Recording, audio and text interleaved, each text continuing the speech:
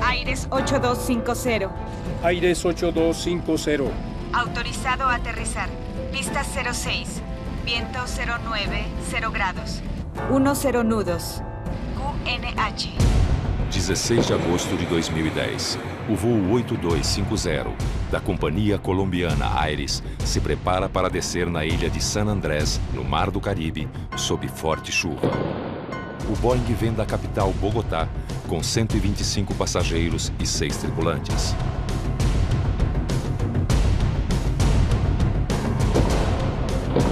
O voo de 1h30 está a poucos segundos do pouso.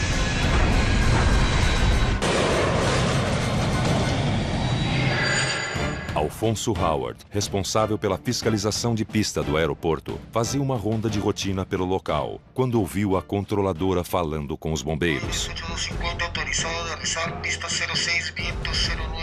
Quando a torre de controle chamou os bombeiros informando que o avião tinha se acidentado, na hora eles responderam e perguntaram se o avião estava dentro ou fora do aeroporto.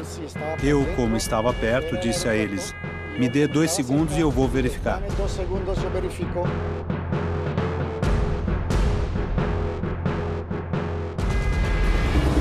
Por volta de 1h55 da manhã, recebi uma ligação da torre de controle de San Andrés.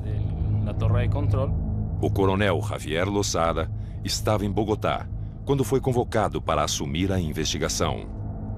As primeiras informações falavam de uma possível queda do avião no mar.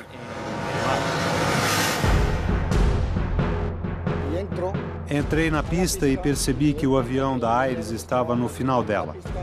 Avisei aos bombeiros para que procedessem imediatamente no final da pista, pois o avião se encontrava dentro do aeroporto.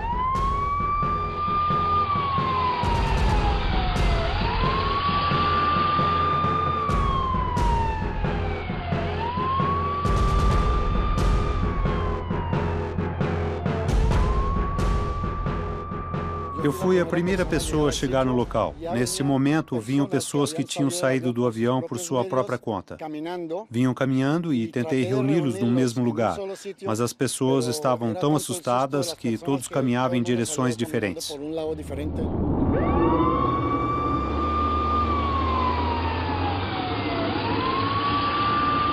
Logo depois chegou o socorro, as ambulâncias. Entraram também os taxistas e trouxeram as pessoas aqui no hospital. E também levaram para as diversas partes do aeroporto. O número insuficiente de ambulâncias faz com que os taxistas do aeroporto entrem na pista para ajudar no resgate.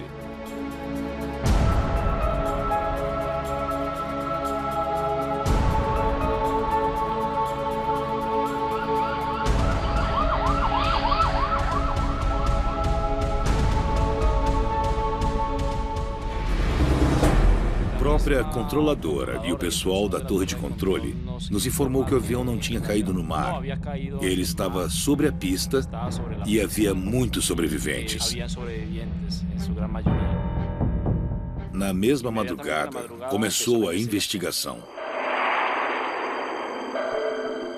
Entre os especialistas convocados pelo coronel Javier estava o engenheiro aeronáutico Julián Echeverri. Era a primeira vez que ele iria a campo investigar um acidente aéreo. Eu estava dormindo em casa e escutei o celular. O coronel me avisou sobre o acidente de San Andrés.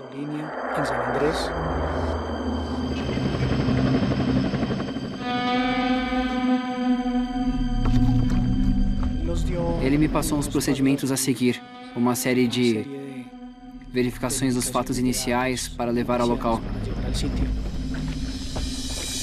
Iniciei os contatos depois das 5:30 da manhã, quando tomei conhecimento devido à mensagem recebida no meu celular. O coronel Guillermo Alfonso, da Aeronáutica Civil de Bogotá, também integrava a comissão de investigação do caso Aires 8250. Desde o momento em que ocorreu o acidente, não tínhamos conhecimento do lugar e das condições do acidente, nem do estado da aeronave. Mas fomos informados de que, afortunadamente, 99% dos passageiros e da tripulação tinham sobrevivido.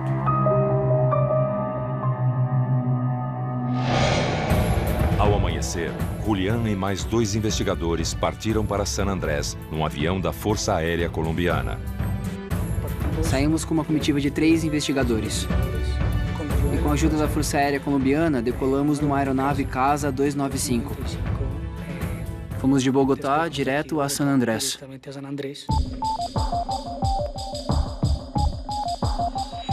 Na mesma madrugada, jornalistas ficam sabendo do acidente. Em Caracol, ficamos sabendo do acidente da Aires pelo rádio, pelas informações que as emissoras locais enviam para o continente. Assim que identificamos o local do acidente, começou todo um grupo logístico e jornalístico para tentar chegar na ilha, a qual estava com a pista interditada. Além da pista interditada, o mau tempo impedia a descida das aeronaves. Nem mesmo a equipe de investigação conseguia autorização para aterrissar. Conseguimos fazer uma série de tomadas aéreas, de fotografias aéreas do local. De cima era possível ver a nave completamente destruída. Estava dividida em 3 partes.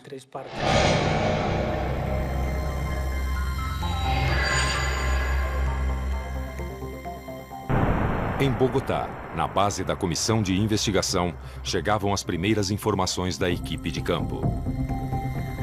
Os investigadores, assim que chegaram no local do acidente, fizeram um percurso inicial para entender os danos e as partes principais do avião. Fizeram um registro fotográfico. Próximo à cabeceira da pista, ficaram os trens de pouso. Foram as primeiras partes da aeronave que se desprenderam da estrutura do avião. Pardo finalmente chegava ao local do acidente. Chegamos em um avião privado ao local. Montamos uma equipe especial de transmissão e nessas condições utilizamos, por assim dizer, uma parte da pista.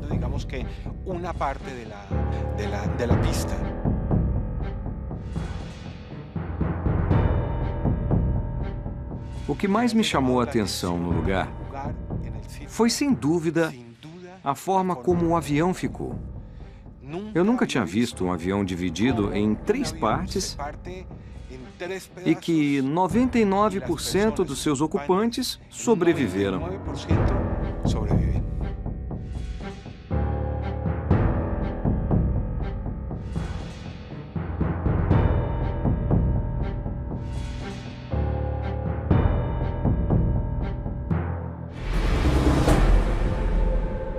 Uma vez avaliado o cenário do acidente, o próximo passo da investigação é levar as peças do Boeing para a análise. Foram encontrados todos os componentes da aeronave, que iriam ser analisados durante a investigação. E estavam em bom estado.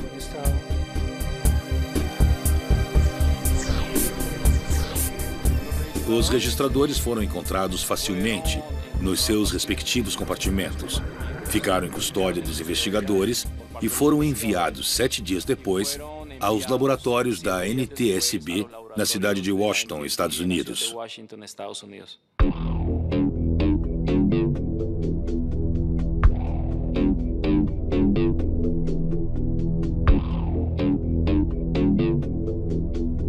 A coleta de pistas é o primeiro passo para desvendar o mistério da queda. E neste acidente, alguns fatores fazem a diferença. O bom estado das peças do avião, as caixas pretas intactas e o principal, sobreviventes.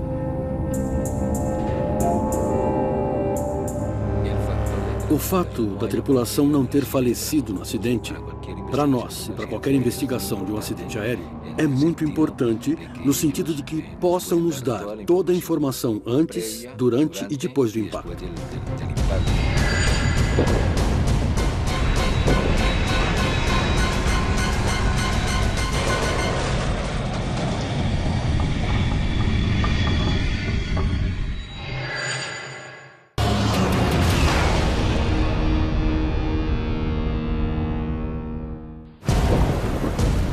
Boeing 737 da companhia colombiana Aires, que partiu de Bogotá para San Andrés, no Caribe, cai a 49 metros da pista de pouso.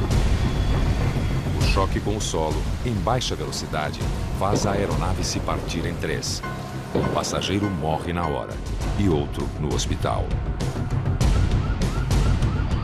Das 131 pessoas a bordo, 129 sobrevivem, entre elas, os pilotos.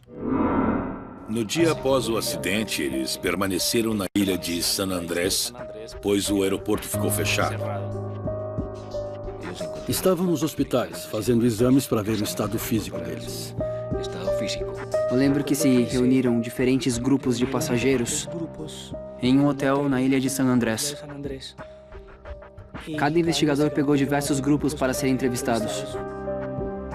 Na entrevista foi perguntado a eles basicamente sua localização na aeronave, o tipo de lesões que sofreram e como saíram da aeronave. Cheiros e sons que de repente podiam servir para a investigação.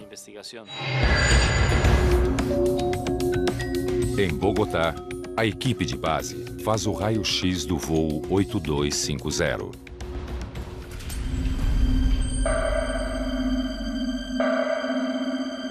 knots. Check. O voo 8250 sai de Bogotá com destino à ilha de San Andrés à 00:07. Rotate. A aeronave é um Boeing 737-700, fabricado em 2003 e com pouco mais de 23 mil horas de voo. A aeronave não tinha nenhuma manutenção pendente, não tinha nenhum problema técnico que pudesse ter afetado a segurança do voo. No comando da aeronave, com mais de 7 mil horas de voo, o piloto Wilson Gutierrez, de 43 anos. O copiloto, Camilo Pinheiros, tinha 25 anos e 190 horas de voo. O piloto tinha muita experiência em aviões turbohélice, aproximadamente 7.600 horas. E tinha sido checado no Boeing 737 fazia 9 meses. No momento do acidente, tinha 343 horas de voo. Uma experiência não muito aceitável, no sentido da capacidade de operar aquele equipamento, já que tinha sido treinado e capacitado em turbohélices.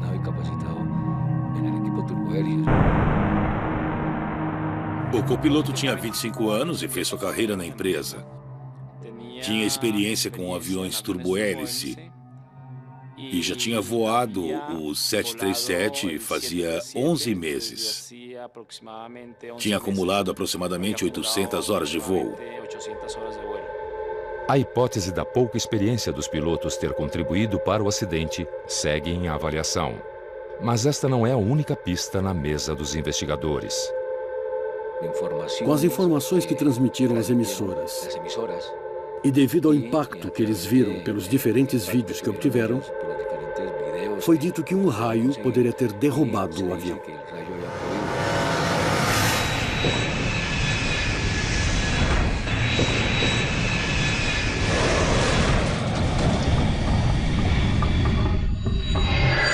Tinha uma fábrica muito perto da pista, que tinha uma câmera de vigilância.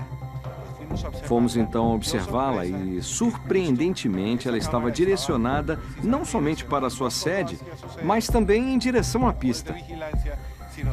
E foi por isso que pudemos observar que, de fato, tinham ocorrido alguns raios nesse lugar.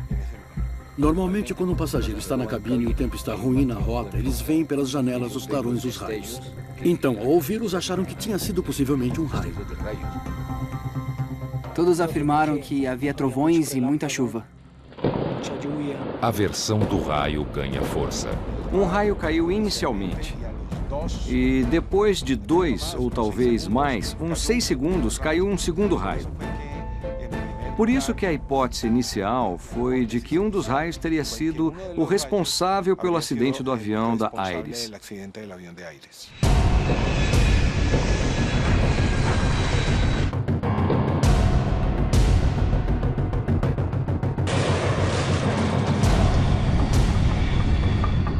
Mas os investigadores questionam essa possibilidade. Afinal, um raio pode derrubar um avião? Normalmente, quando um raio impacta numa aeronave, deixa uma marca característica de descarga. Não havia marcas de queimaduras ou de impacto por raios. As linhas estáticas estavam completamente normais e, no geral, não foi achada nenhuma evidência.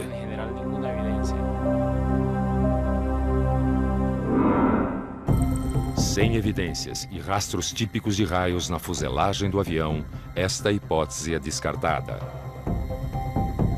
Depois se falou de uma cortante de vento.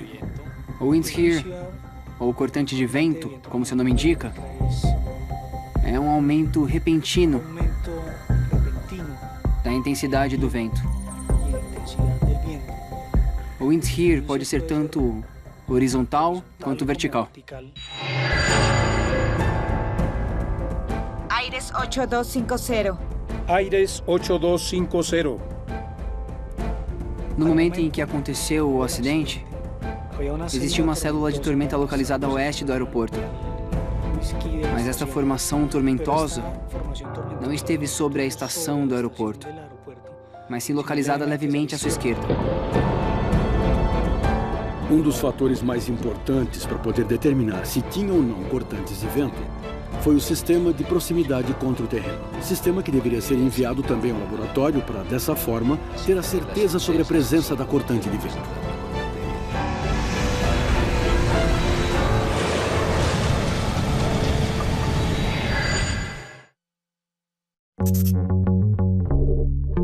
Minha pupila direita estava dilatada. Isso não pode ser normal.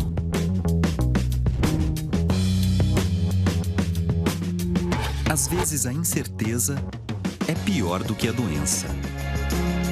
O problema dela é completamente fora do comum. Enigmas da Medicina. Todas as quartas, às 7h50, só no Discovery.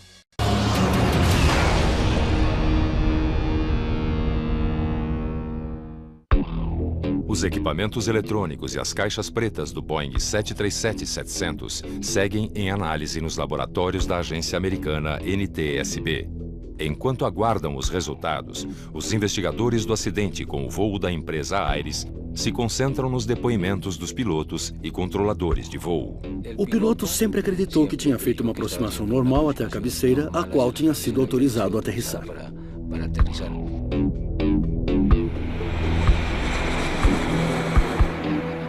Aires 8250. Autorizado a aterrizar. Pista 06. Já tínhamos constatado que os controladores cumpriam os requisitos de capacitação normais, que eram controladores com experiência. Em particular, a controladora da torre em San Andrés. Autorizado. Aires 8250. Continuar el descenso para 3.000 pies.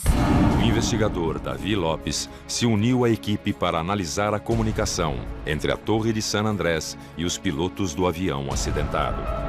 O primeiro que começamos a observar foi a regulamentação existente para o serviço de controle de trânsito aéreo, especificamente em condições meteorológicas adversas. Existe alguma restrição, alguma limitação que não autorize ou não permita um voo de operar? Ao checar as informações, fica claro para os investigadores que o controle de San Andrés autorizou a aproximação por instrumentos. Então, para efetuar esse procedimento, não é inseguro, mesmo com chuva, neblina ou com zero de visibilidade, pois o procedimento tem um ponto limite sob o qual o piloto não pode passar. As condições nesse momento não obrigavam a fechar o aeroporto, já que existia uma visibilidade na qual podia, tecnicamente, ser efetuado o pouso. O passo seguinte da investigação é cruzar as informações obtidas nas entrevistas com os pilotos com os dados das caixas pretas.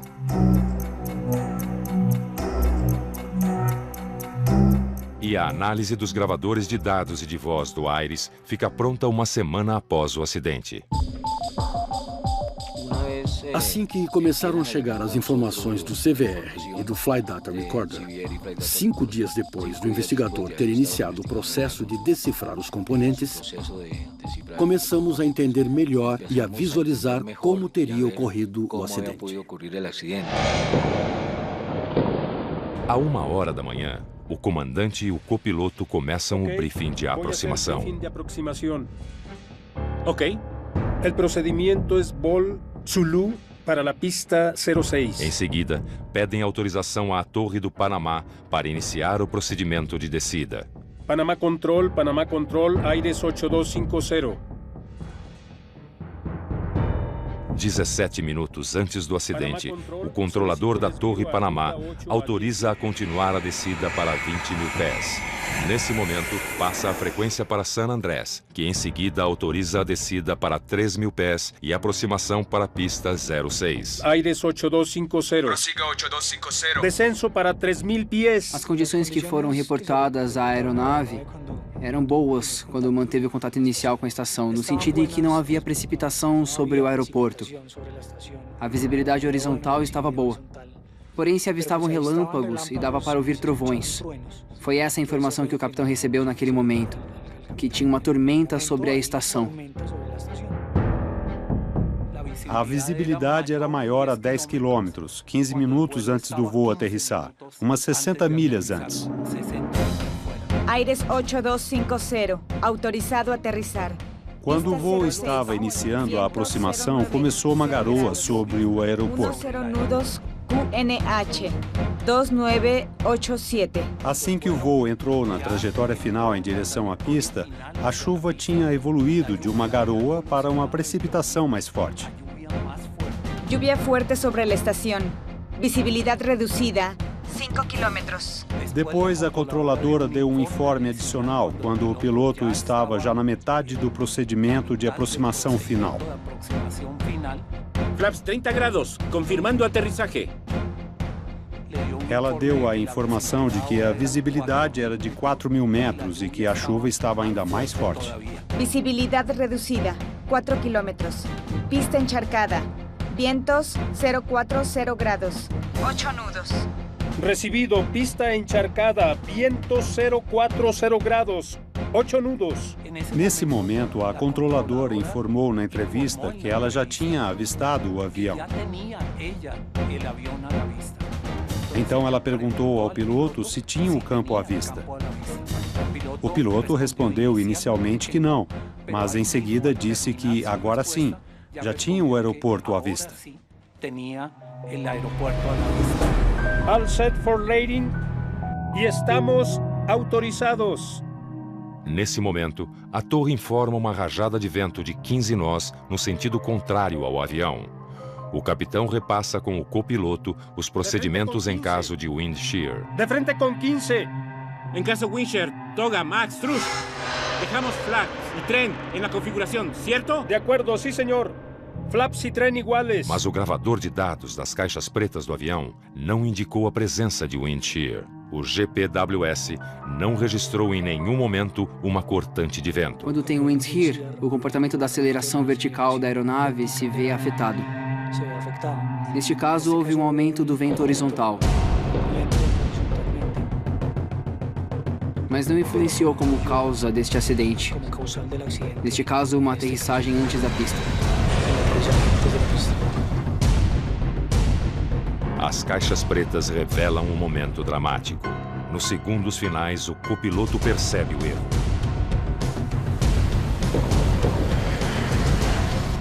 Ojo, capitão! Capitão do brilho! Arriba! Arriba!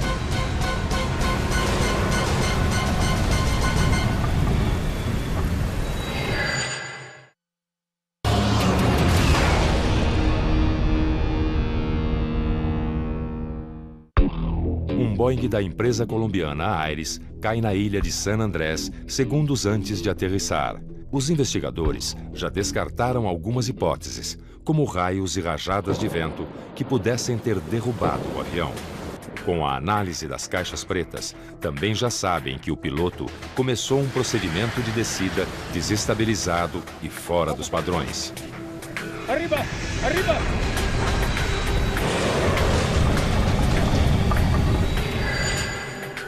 E para entender por que isso aconteceu, realizam simulações do voo 8250. Nos Estados Unidos, nos laboratórios, foi feita uma simulação de voo. Após isso, aqui na Colômbia, fizemos outra e pudemos comprovar, determinar que, efetivamente, ele fez a aproximação abaixo do ângulo de descida. 50, 40, 30, 20, retard, retard, retard, retard.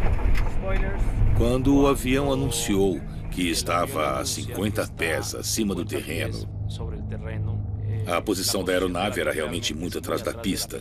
O avião continuou voando por baixo do ângulo de descida.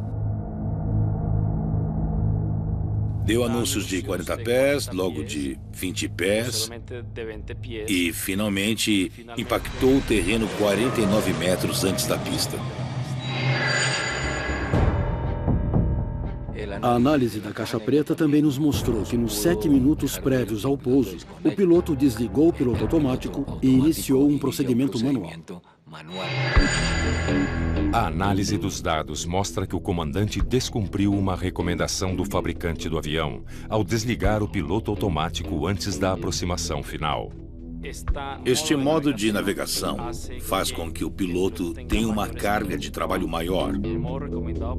A Boeing recomenda que o piloto tenha menos cargas de trabalho e que o perfil de aproximação seja mais eficiente. Ele deveria ter utilizado os recursos de cabine no sentido de usar os procedimentos automáticos, para assim ter um menor esforço e concentrar-se mais na sua aproximação.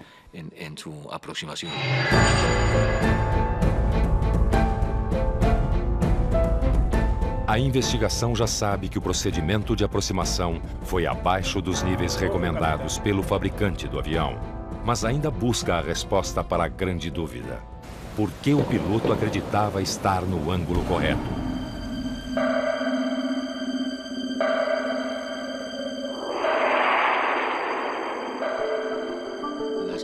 As características do aeroporto de San Andrés, por se localizar numa ilha e, sobretudo à noite, normalmente com toda a iluminação que existe, há contrastes que puderam fazer com que o piloto tivesse uma visão diferente da que deveria ter visto na sua aproximação final.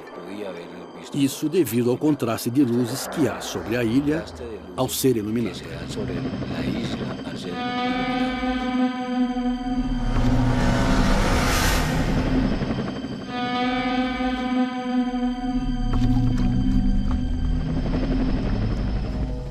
Os componentes e os elementos técnicos que o piloto deve analisar e observar são os instrumentos que lhe são dados para poder ver a aproximação. No caso, existem as luzes PAP, por exemplo, que são um auxílio que eles têm para poder analisar o ângulo de descida que estavam utilizando, para se aproximar da cabeceira que a torre de controle lhes autorizou.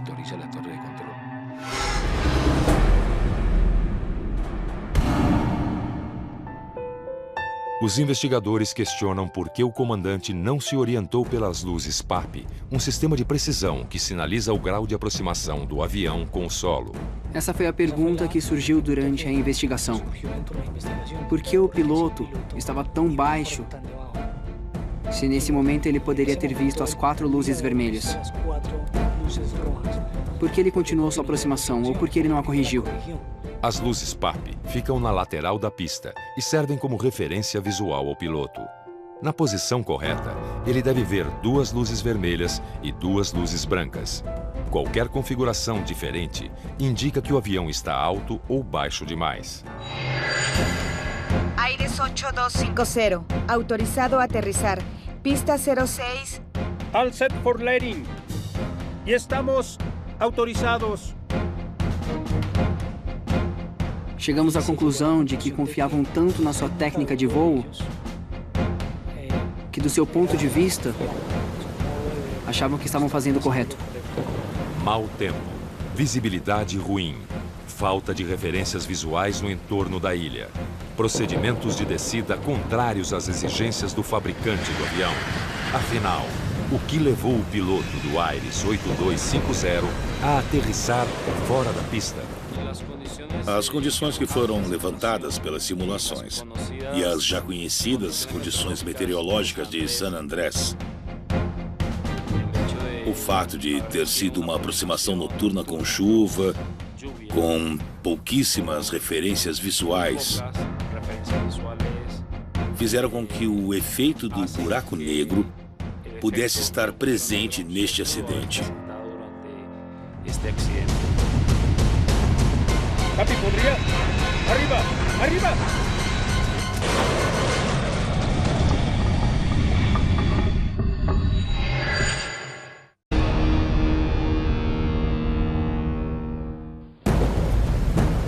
Aires 8250. Autorizado a aterrizar. Pista 06. Visibilidad reducida. 4 kilómetros. Pista encharcada. Viento 040 grados. 8 nudos. Recibido. Pista encharcada, viento 040 grados, 8 nudos. En caso de wind shear, Toga Max Truss, dejamos flaps y tren en la configuración. ¡Ojo, Capi! ¡Capi, podría! ¡Arriba! ¡Arriba!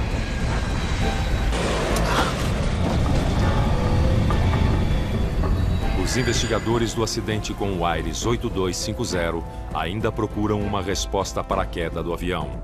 Após analisar todos os dados e registros do voo, surge uma hipótese mais forte. A informação que obtivemos nos gravadores de dados e de voz foi de que sempre esteve abaixo do ângulo de descida. Isso pode ter sido causado pela visão que ele tinha nesse momento durante sua aproximação da pista. O comandante fez uma aproximação em uma altitude abaixo da recomendada. E os investigadores desconfiam que a causa foi um fenômeno visual chamado buraco negro. Podemos dizer que esse buraco negro, que em medicina chamamos de ponto cego, é um ponto no qual o nervo óptico conecta a retina com o cérebro em uma parte que é uma lâmina visual. E nesta área não existem umas células chamadas cones e bastonetes, que são os que nos dão a visão de dia e noite. Ali não existem. Então esses dois pontos de cada olho são totalmente cegos. Patrícia Barrientos, médica da Aeronáutica Civil Colombiana, foi chamada para colaborar na investigação e avaliar se o erro poderia ter acontecido por uma ilusão visual. A parte do fator humano é composta por psicólogos, médicos, mas também entram as pessoas da mesma equipe de trabalho de investigação do acidente, que são os pilotos, as pessoas que têm ao seu cargo a tarefa da investigação do acidente. No seu modo de ver, eles estavam fazendo certo. E o buraco negro, a ilusão que tiveram na cabine, provocou os acontecimentos. Por causa dessa ilusão, foi que efetuaram o pouso antes da pista.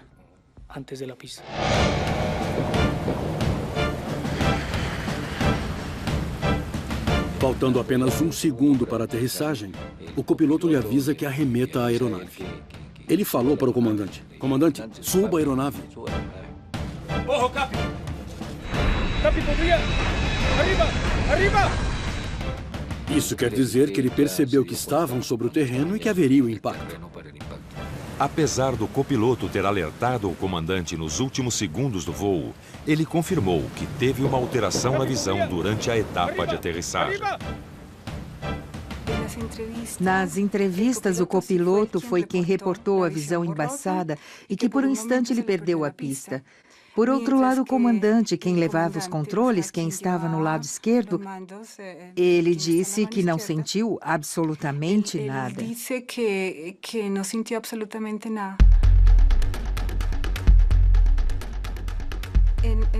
Na aviação é comum que existam as ilusões de ótica ou visuais. Por quê?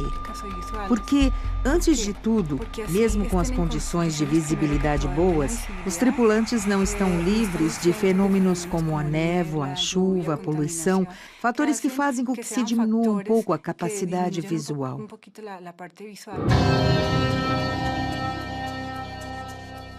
Em San Andrés se apresentaram características que acontecem em condições de buracos negros, que são a pouca iluminação, as escassas referências visuais, o voo noturno e uma aproximação em condições de meteorologia adversa.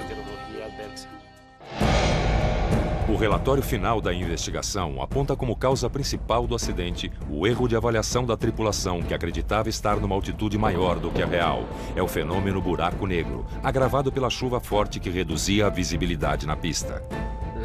A conclusão determinante que se chegou com todos os investigadores foi de que tinha sido mediante um buraco negro que o acidente tinha acontecido.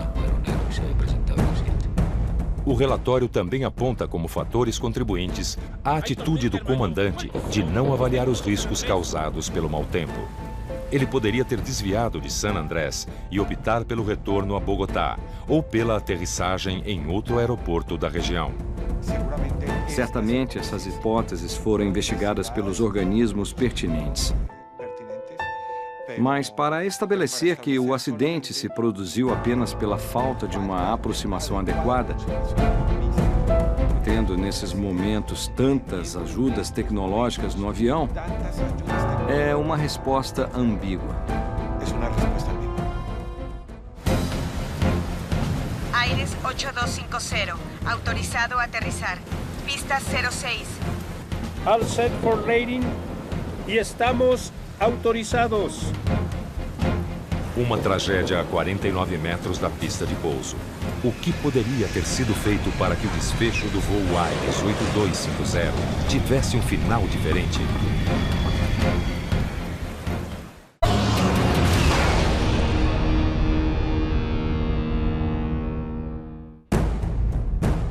Aires 8250, autorizado a aterrizar. Pista 06. Visibilidad reducida 4 kilómetros. Capi, podría. ¡Arriba! ¡Arriba!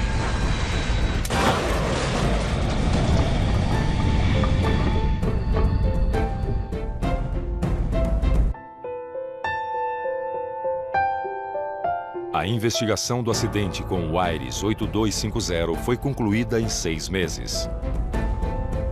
A imagem do avião partido em 3 impressionou o mundo. Das 131 pessoas que estavam a bordo, 129 sobreviveram. O acidente é explicado por uma ilusão óptica sofrida pelo piloto. A revisão de todos os procedimentos de padronização dos pilotos.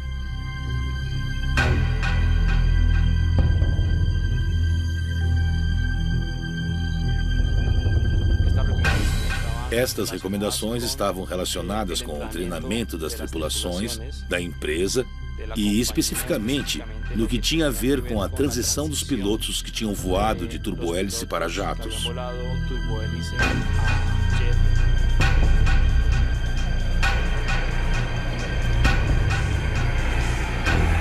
As políticas da empresa sobre quando devem se fazer as transições dos pilotos, levando em consideração que o Boeing 737 era um avião recém-adquirido pela companhia.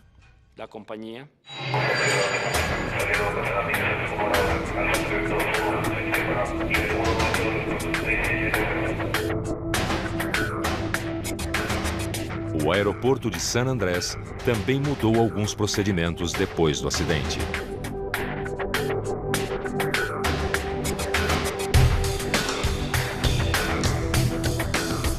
O Instituto de Meteorologia decidiu colocar um meteorologista adicional durante toda a noite.